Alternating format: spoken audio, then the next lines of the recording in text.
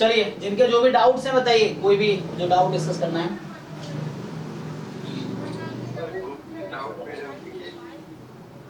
One by one. हाँ हार का आपका क्या डाउट है, वन बाय वन करते हैं।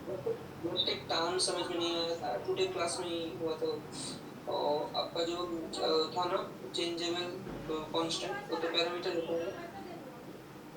हाँ तो हम स्टैटिस्टिक्स में पढ़ते हैं unknown characteristic of the population parameter, तो उस दोनों के बीच में डिफरेंस मतलब बहुत दिन से कंफ्यूज था सर। अच्छा हाँ, सो पैरामीटर इज लाइक जिसके हेल्प से कोई डिस्ट्रीब्यूशन डिफाइंड हो रहा है ना, वो पैरामीटर है। और जो आप कह रहे हो इंटीग्रेशन में प्लस सी लिखते हैं वो, हाँ इंटीग्रेशन में और कोई इक्वेशन में कार्प का इक्वेशन में टी होता है जो, हाँ जैसे मान लो x q by three plus c, या कई बार एक्स को लिखते हैं जी ऑफ टी और वाई को है ना एच ऑफ टी, तो यहाँ भी टी को हम पैरामीटर लिखते हैं, है ना। So T is a parameter. सो मतलब parameter is third variable kind, यहाँ पे ये मतलब है कि पैरामीटर जो है एक्स वाई दो वेरिएबल है जिसको किसी तीसरे वेरिएबल के टर्म में लिखे जा रहे हैं, तो ये यहाँ पे मीनिंग अलग है। और जो डिस्ट्रीब्यूशन लेते हैं जैसे मान लीजिए x is exponential theta, so theta भी यहाँ पैरामीटर है।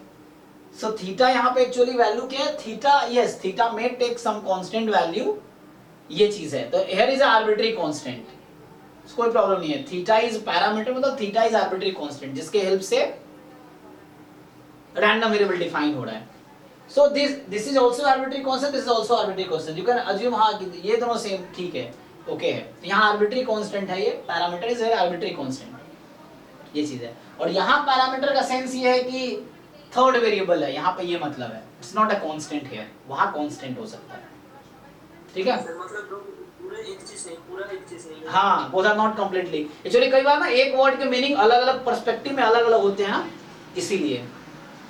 तो यहाँ पर्सपेक्टिव अलग है, यहाँ थर्ड वेरिएबल टाइप वेरिएबल है कि x is a function of t, y is a function of t, so t is a third variable, वो चीज है। वहां पे आर्बिट्ररी कांस्टेंट है, दोनों एग्जैक्टली सेम नहीं है।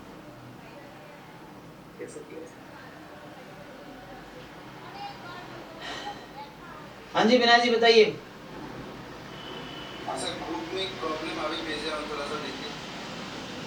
So consider one effect, one way fix effect ANOVA model, ठीक है, mu plus alpha i plus epsilon i J where the errors epsilon ij are the uncorrelated with mean zero and finite variance sigma square, और yi bar जो है ये आपका ऐसा है।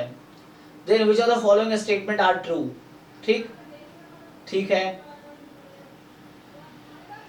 तो ये तो डिजाइन ऑफ एक्सपेरिमेंट का क्वेश्चन है ना एनोवा मॉडल का। तो पूछ क्या रहा है, this is unbiased estimator of mu, this is estimable linear parametric function, this is estimable linear parametric function, and this is unbiased estimator of alpha 2, okay।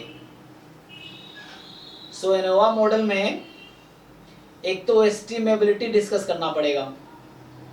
तो पवन सर ने इस तरह क्वेश्चन कराया है कि नहीं? ना सर अभी तक नहीं करा है। सर बोला कि पहले मतलब सीक्वेंस ही चलेगा, पहले सैम्पलिंग डिस्ट्रीब्यूशन होगा, उसके बाद आएगा ये वाला। तो अच्छा सर थोड़ा दिक्कत हो रहा था, इसीलिए मैं आपसे पूछा। तो इसका किसी आप एस्टिमेबिलिटी का डेफिनेशन क्या है, कब बोलते हैं एस्टिमेबल है कोई पैरामीटर? अनबायस्ड एस्टिमेटर में क्या दिक्कत है? अनबायस्ड मतलब मीन निकालना है, जस्ट आपको एक्सपेक्टेशन लेना है इसका। सर देखिए सर, यहाँ पे जो स्टैटिस्टिक, यहाँ पे जो मॉडल दिया हुआ ना, मॉडल जो दिया हुआ है, हाँ वाई आई जे बराबर म्यू, हाँ ठीक है। मीनिंग में थोड़ा प्रॉब्लम है। मीनिंग मतलब ये y i j equal to mu plus alpha i plus i experiment i j होता है। तो अगर सिंगल होता वाई आई इक्वल टू, उसमें कोई उसमें निकल जाता, लेकिन यहाँ पे आई जे दिया है, इसका मतलब समझ में नहीं आ रहा। नहीं देखिए वाई आई यहाँ पे कुछ ऐसा है कि आपका आई कहां से कहां तक है, देखिए आई की वैल्यू कहां से कहां तक है, 1 to k, 1 2 3 up to k, ये ट्रीटमेंट्स हैं या ग्रुप है मान लो, और इधर जो है आपके पास ब्लॉक्स हैं 1 2 अप टू n, लेकिन वन वे एनोवा मॉडल में इसका इफेक्ट को हम कंसीडर नहीं करते हैं, we only consider treatment effects, ठीक ना। अगर टू वे एनोवा मॉडल होता है तो ये एज अ ब्लॉक आता है और इसका इफेक्ट भी काउंट होता है तभी जाके वो, तो यहाँ पे ये आपका आ जाता है ब्लॉक इफेक्ट। तो यहाँ पे ये टू वे एनोवा मॉडल में टू वे डिफरेंस ये है ना, वाई आई जे, यहाँ ऑब्जर्वेशंस हैं y11 y12 yn1 y21 y2n, सो yk1 ykn, ये सब तो एक आर्बिट्री एलिमेंट को yij लिखा गया है। अब ये चूंकि वन वे एनोवा मॉडल है तो यहाँ पे जस्ट म्यू का मतलब क्या है, वो तो कांस्टेंट इफेक्ट, ओवरऑल मीन, उसको ओवरऑल मीन बोलते हैं ना, it's overall mean. And alpha i क्या है, और ट्रीटमेंट में जो इफेक्ट होगा, हाँ ट्रीटमेंट इफेक्ट है, ठीक है, और एप्सिलॉन आई जे एरर है, तो यहाँ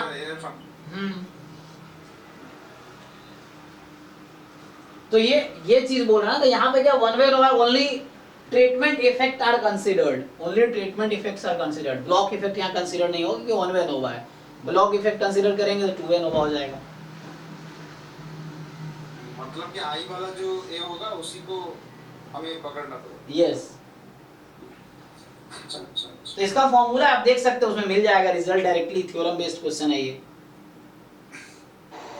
बेसिक इन्फरेंस से कुछ क्वेश्चन पूछ सकते हो सर?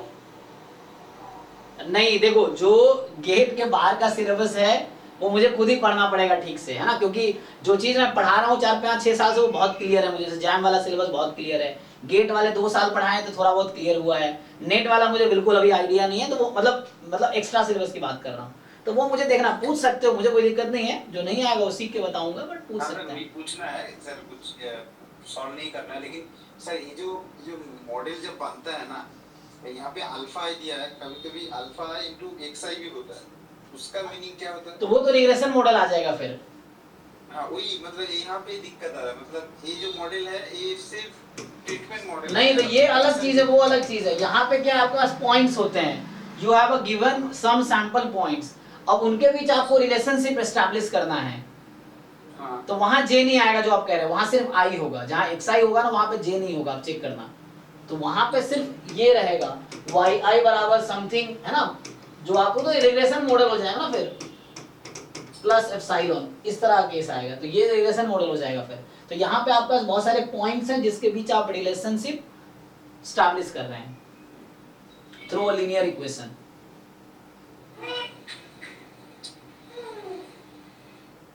ये कॉन्सेप्ट है।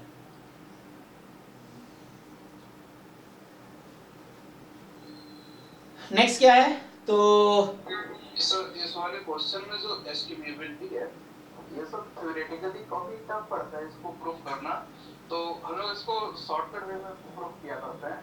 हाँ। लाइक ये जो फंक्शन दिया हुआ है जैसे ऑप्शन दिए हुए हैं जी, तो हम लोग अपने जो फंक्शन दिया होता है इसको ऊपर मॉडल, इस मॉडल को थोड़ा हम इस तरीके से मॉडिफाई कर सकते हैं कि हमें जो फंक्शन मिल जाए। लाइक सपोज अब हमें बाई आई और u प्लस अल्फा या एप्सिलॉन आई जे दिया हुआ है, ओके। हम लोग यहाँ पे क्या करते हैं, जब हम एक्सपेक्टेशन लेंगे इस मॉडल का तो एप्सिलॉन वाला टर्म तो 0 हो जाएगा, तो अब हम लोग क्या करते हैं सिर्फ i इक्वल टू 1 पुट करते हैं, तो सपोज y1 मिल गया, y1 equal to mu plus alpha 1, okay. तो अभी जब इसका और जो y2 ले लेंगे तो y2 equal to mu plus alpha 2, और जब इन दोनों को कंबाइन करेंगे तो हमें मिलेगा y1 plus y2 equal to 2 mu plus alpha 1 plus alpha 2, और x वाला टर्म मतलब अभी हम नेग्लेक्ट कर रहे हैं, ठीक है, आप x इंक्लूड कर सकते हैं, और जब इसका एक्सपेक्टेशन लेंगे तो एप्सिलॉन वाला टर्म 0 हो जाएगा और हमें ये क्वांटिटी मिलेगी। इस तरीके से सेकंड ऑप्शन ट्रू हो जाता है सर। थर्ड ट्रू नहीं होगा क्योंकि 2 म्यू आएगा। यस सर, तो एस्टिमेबिलिटी को सर ऐसे ही प्रूव करते हैं, ठीक है, थ्योरेटिकली ये काफी टफ पड़ता है प्रूव करना, क्योंकि एस्टिमेबल और ये सब थोड़ा सा, हाँ मतलब ऐसे टफ पड़ेगा। लीनियर से देख, ठीक है आपने सही बताया। तो वैसे सेकंड ऑप्शन इसका ट्रू होगा कि दैट इज क्या करेक्ट ऑप्शन है ऑफिशियल आंसर की में क्या दे रखा है, तो सेकंड तो ट्रू होगा। सर ये मल्टीपल ऑप्शन करेक्ट है, आंसर की में सेकंड सही है, एक सही है और आई थिंक वन भी सही है। मतलब करना पता है, लेकिन ये जो सिंबल आपने दिखाया ना कि one way ANOVA two way ANOVA कब लेते हैं, पूछना वहीं पे था कि थ्योरी में थोड़ा दिक्कत है, मतलब थ्योरी क्लियर नहीं है। आई थिंक यही बोलना चाहता हूँ। जी जी जी, नहीं मैं भी सीख ही रहा हूँ ये सब चीज़ें, जो हायर लेवल की चीज़ें वो मैं भी सीख ही रहा हूँ। तो ये वन वे एनोवा मॉडल है, ये टू वे एनोवा मॉडल है। तो यहाँ अल्फा आई आपको ये ट्रीटमेंट इफेक्ट दिखा रहा है, बीटा जो ये ब्लॉक इफेक्ट को दिखा रहा है। तो ये चीज़, ये टू वे एनोवा मॉडल है, ये वन वे एनोवा मॉडल है। यहाँ आप ब्लॉक इफेक्ट कंसीडर नहीं कर रहे हैं, ओनली ट्रीटमेंट इफेक्ट। यहाँ पे 2 टू द पावर की फैक्टर एनालिसिस वो सब होता है ना, हाँ। एक्सपेरिमेंटल चीजें, यस, ये इसमें दिक्कत है। मतलब ये वाला पोर्शन किसी भी बुक से पढ़ के ठीक से क्लियर नहीं हुआ है। क्वेश्चन जैसे आप अभी क्वेश्चन में जैसे इन्होंने एक समझाया तो मुझे ये समझ आया कि अभी जैसे बताया इन्होंने, तो इस तरह चीजें क्या थोड़े थोड़े कर करके आएगा। ऐसा कभी नहीं होगा एक दिन में सब आ जाएगा, लेकिन थोड़े थोड़े कोशिश करते रहेंगे, धीरे धीरे चीजें आ जाएंगी। वैसे ही है, तो मैं भी ऐसे ही सीख रहा हूँ, तो वो लेकिन धीरे धीरे कोशिश करते रहना पड़ेगा आपको, ये है। आपको अगर अप्लाइड सीखना है तो आई थिंक गुजराती अच्छी बुक रहेगी आपके लिए, इकोनॉमेट्रिक्स की। उसमें काफी डिटेल में दिया हुआ है हर एक चीज। नेम दोबारा बोलिए, नेम क्या? गुजराती नाम है इकोनॉमेट्रिक्स का, मैं ग्रुप पे फोटो दे दूंगा अपना। ठीक है, ठीक है। हाँ, तो वो आप डाउनलोड कर सकते हैं, आजकल पीडीएफ सबका देख लेना अगर मिल जाए तो। ठीक है, तो अभी नेक्स्ट क्वेश्चन जो ग्रुप में आया है, आई थिंक इनका है, बताइए जी। हाँ सर वो मेरा नॉन पैरामेट्रिक वाला